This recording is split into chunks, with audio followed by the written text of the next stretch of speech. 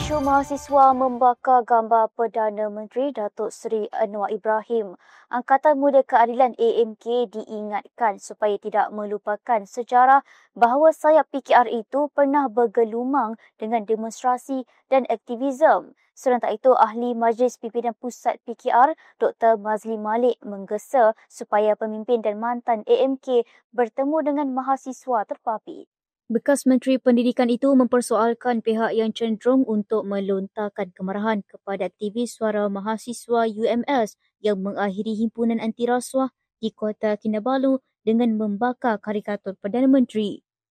Mazli berkata tindakan terbabit hanya akan menyebabkan pelajar terbabit berasa ditekan, diintimidasi, dizalimi dan ego mereka bertambah yakin berada di jalan yang betul.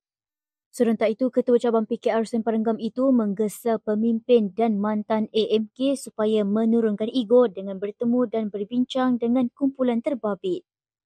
Mazli turut memberi tawaran untuk bertemu dengan pelajar berkenaan untuk bertukar pandangan dengan menegaskan isu berkenaan boleh diselesaikan melalui perbincangan.